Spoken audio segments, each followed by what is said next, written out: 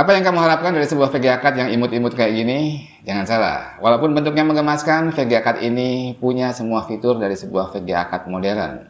Dan di harga 2 juta, kayaknya VGA card ini nggak punya lawan.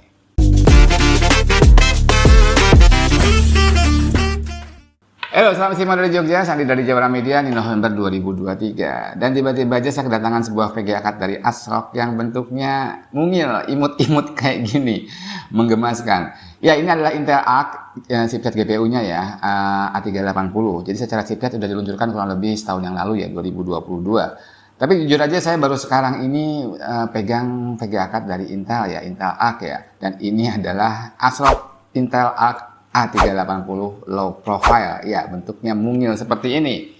Seharusnya menempati segmen harga yang mirip-mirip dengan GTX 1650, tapi ketika saya spesifikasinya, menurut saya hampir di semua aspek VGA card ini lebih unggul secara spesifikasi dibandingkan GTX 1650. Dan yang membuat saya penasaran, belakangan ini Intel sedang rajin-rajinnya update driver ya. Mungkin 1 bulan terakhir ini sudah tiga kali Intel update driver.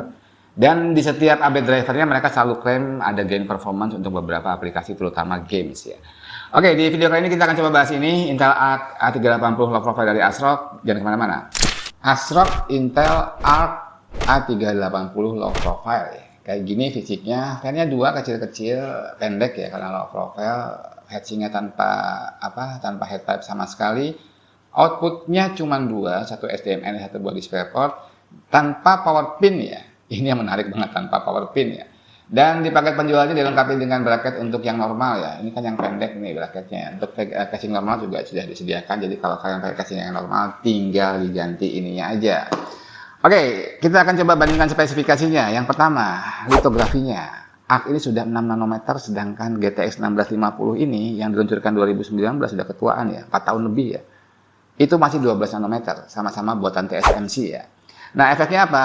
Ketika litografinya lebih kecil ya, lebih advance ya teknologinya. Yang pertama, die size-nya itu bisa lebih kecil ya. Ini ukuran GPU-nya lebih kecil, tapi transistornya bisa lebih banyak ya, karena memang kerapatannya lebih tinggi ya. Dan juga efek langsungnya juga clock-nya bisa jauh lebih tinggi. Jadi boost clock-nya maksimum itu bisa sampai ke 2,4 giga lebih ya. Sedangkan yang GTX 1650 ini karena masih 12 nanometer, mentoknya cuma 1,6 gigaan ya. Ya, meter banget, bisa sampai 2,4 giga lebih GPU clock-nya. Oke, selanjutnya apa lagi keunggulan Arc menurut saya? Ya, VRAM-nya 6 giga. VRAM-nya 6 giga dan menurut saya sekarang di beberapa skenario sudah sangat dibutuhkan. Nanti kita akan coba ya. Sedangkan yang GTX-nya masih 4 giga ya, sama-sama GDDR6.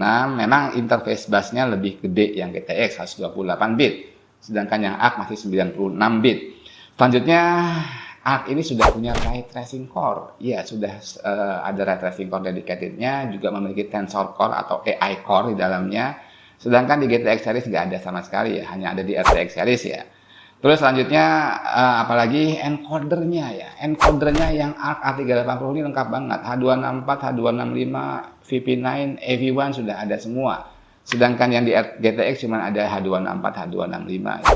AV1 sendiri di Nvidia baru di-provide di RTX 40 series, RTX 20 series, 30 series nggak ada encoder AV1-nya. Hebat banget nih, entry level sudah ada AV1-nya. Meter buat streamer ya. Terus selain itu si Intel Arc ini juga memiliki teknologi super sampling sendiri, upscaling sendiri ya, yang mereka beri nama XeSS. Yang konsepnya lebih mirip ke Nvidia ya, dia memanfaatkan AI core-nya yang ada di VGA card untuk membantu algoritma upscaling-nya, jadi harusnya lebih sempurna. Dan poin terakhir yang cukup menarik di versi yang ini, yang low profile ASRock ini ya, ini nggak pakai power pin ya, jadi kalau kalian yang rencana upgrade tapi power supply kalian belum ada power pin VGA card-nya, kayaknya nggak usah khawatir ya, karena pasti secara konsumsi daya juga lebih rendah dibandingkan GTX 1650 yang rata-rata memiliki power pin ya. Oke, cukuplah kita berteori ya. Habis ini kita akan coba langsung head-to-head-kan dengan GTX 1650. Hasilnya seperti apa? Ayo kita lihat. Oke, kita akan coba tes ya. Tes bed yang kita gunakan menggunakan Intel Core i3 12100F, motherboardnya H610 MHDV DDR5 dari ASRock. Terus RAM-nya DDR5 4800, 8GB x 2, 16GB kit. SSD Altera NVMe Apacer. VGA card-nya ini Intel Arc dan GTX 1650 dari Gainward. Terus PSU-nya kita menggunakan Montek Beta 550 watt. bronze, dan monitornya 27 inci ya dari Asus ya, Full HD ya. Ya itu ya testbed yang kita gunakan. Kita akan mulai dulu dengan Synthetic Benchmark ya. Kita akan mencoba beberapa seri 3D Mark. Yang pertama kita coba di Firestrike ya, simulasi game DirectX 11. Dan kita lihat kalau hasilnya kurang lebih seimbang ya. Di angka untuk grafik skornya kurang lebih di angka 10.500-an, kurang lebih sama walaupun ada perbedaan kecil sekali ya untuk skala 10 ribuan. Ya, kita bisa bilang untuk simulasi games DirectX 11 mereka equal ya, seimbang ya. Lanjut ke TimeSpy. Ke TimeSpy ini simulasi games untuk DirectX 12 ya. Dan kita lihat kalau ARC unggul cukup signifikan ya. Lebih dari 500 poin, 600 poin ya. Lebih kenceng yang ARC-nya ya. Ya mungkin karena memang secara teknologi dia lebih baru dibandingkan GTX 1650. Selanjutnya saya tadinya mau nyoba ini Speedway ya. Tapi ternyata GTX 1650-nya nggak support. Walaupun itu DirectX 12, cuman dia butuh hardware yang support DirectX 12 yang Ultimate. Sedangkan ternyata yang GTX 1650 nggak bisa ya. Sedangkan yang ARC bisa mencetak skor sekitar 600-an ya, 630. Lanjut ke Port Royal, jelas-jelas yang GTX nggak bisa karena memang itu membutuhkan ray tracing core-nya, ray tracing core di VGA card-nya ya. Sedangkan di GTX nggak ada ray tracing core-nya. Yang Intel Arc bisa mencetak skor sekitar 1.500 poin. Oke, habis ini kita coba real games untuk benchmark. Oke, selanjutnya kita akan coba real games ya. Yang pertama kita akan coba Cyberpunk 2077. Saya pakai preset low ya. Semuanya auto kecuali presetnya kita setting ke low dan hasilnya Intel Arc sedikit lebih unggul ya. Average-nya itu sekitar 60 fps sedangkan yang GTX 1650 57 fps untuk average-nya. Dan saya iseng coba untuk mengaktifkan ray tracing-nya, memang di GTX 1650 nggak bisa ya, karena nggak ada ray tracing core-nya ya. Di Intel Arc, slidernya bisa hidup dan memang ada ray tracing core-nya, dan kita coba menggunakan upscaling-nya Intel XeS mentok ya di mode performance, dan ternyata masih bisa cukup layak dimainkan ya, average-nya bisa di 39 fps. Lumayan loh ya untuk Cyberpunk ya. Terus di Far Cry 6 ya, Far Cry 6 kita pakai setting medium, preset medium dengan 1080p, kita bisa lihat average-nya itu lebih kenceng yang di Intel Arc 12 fps. Cuma ada beberapa catatan di sini, anomali ya. Di loop pertama memang bisa imbang ya GTX 1650 ya, tapi begitu loop kedua ketiga, dia anjloknya signifikan, dia sampai 34 fps average-nya, bahkan sampai ke 20-an fps. Ternyata setelah saya amati, game sekelas Far Cry 6 di setting medium 1080p aja, dia sudah butuh VRAM lebih dari 4 GB. Jadi ketika beberapa skenario dia bisa kepenuhan VRAM-nya dan otomatis FPS-nya akan anjlok sangat signifikan. Ya, jadi memang VRAM perlu diperhatikan ya untuk game-game yang sekarang ya, yang modern ya. Terus ketika saya juga nyoba mengaktifkan ray tracing-nya untuk Far Cry 6 yang untuk yang di Arc ini, di sana namanya DXR ya. DXR kita on-kan dan FSR-nya kita hidupkan karena nggak ada SSS-nya di mode balance ya. Masih bisa di atas 60 fps ya, dengan ray tracing on ya. Dengan bantuan FSR, average-nya bisa di atas 60, 64 fps tepatnya. Oke, selanjutnya kita mencoba game yang cukup tua ya, Shadow of Tomb Raider sama di resolusi 1080p setting medium. Average-nya A380 kalah ya, sekitar 51, sedangkan GTX 1650 bisa mencetak skor sekitar 60 fps untuk average-nya. Tapi di sana coba saya hidupkan juga upscaling-nya Intel karena gamenya support XeSS di mode balance dan ternyata bisa naik ya, jadi 65 fps average-nya untuk yang A380. Selanjutnya game terakhir kita coba Death Stranding ya. Ini sama di 1080p medium, A380 bisa average di 64 fps sedangkan GTX 1650-nya cukup signifikan lebih unggul ya, sekitar 70 fps. Oke, habis ini kita coba beberapa aplikasi non games ya. Ya, saya coba ingin ngerender GPU render ya, pakai software Blender ya. Kita buka scene BMW dan kita coba pakai GPU untuk ngerendernya. Kalau di Intel opsinya menggunakan One API ya. Sedangkan yang di GTX 1650 menggunakan CUDA ya. Dan ternyata hasilnya lebih kenceng Arc A380, selisih 2 detik ya. Yang Arc A380 persis 1 menit selesai render BMW-nya, sedangkan yang GTX 1650 1 menit 2 detik. Ya lumayan ya, lebih kenceng loh ya untuk GPU rendernya.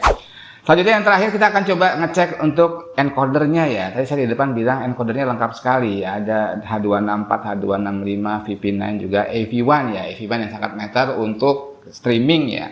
Kita coba buka software OBS, kita lihat di settingnya, di outputnya kita bisa lihat baik untuk streaming maupun recording. Ada opsinya ya, KSV AV1 hardware ya. Jadi benar-benar bisa kita gunakan untuk memperlancar streaming ya dengan bitrate yang lebih rendah. Misalkan harusnya secara teori 50% ya video bitrate-nya bisa lebih kita turunkan, bisa menghasilkan kualitas streaming yang sama ya. Jadi kalau kalian punya internet yang nggak terlalu kencang, harusnya masih bisa streaming dengan kualitas yang oke dan tetap lancar ya.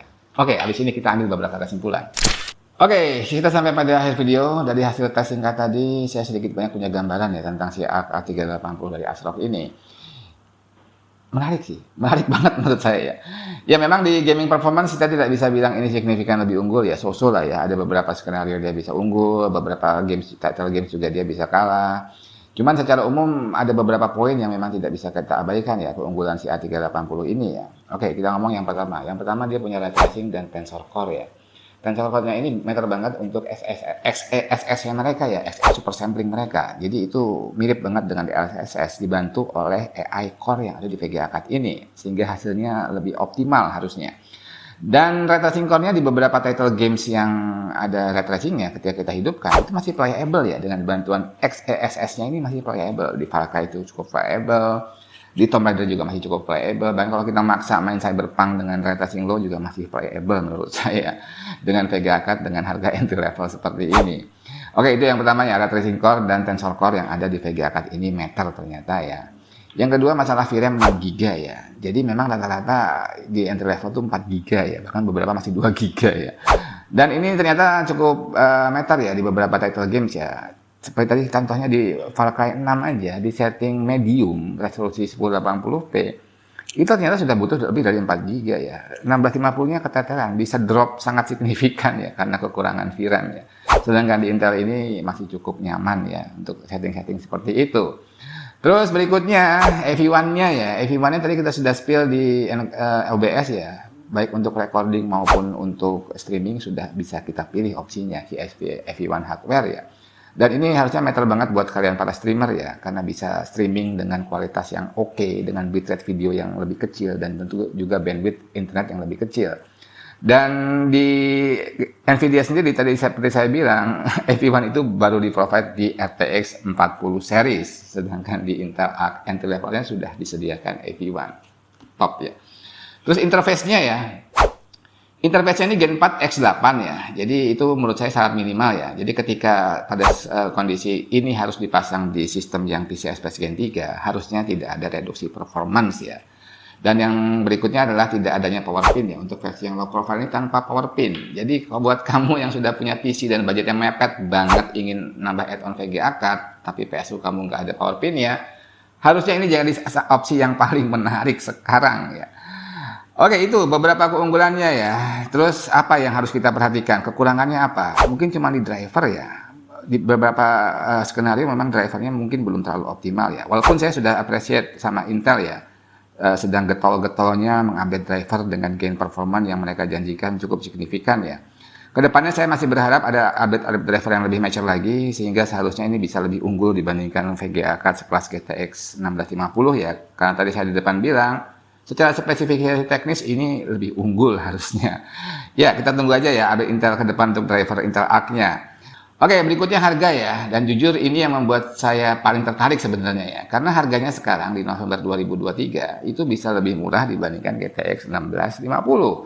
Harganya 1990, sedangkan 1650 sekitar 2,3-2,4 juta. Jadi bedanya cukup lumayan ya. Dengan segala fitur dan keunggulan yang tadi saya sebutkan, membuat VGA Card ini dari point of view saya sangat-sangat menarik.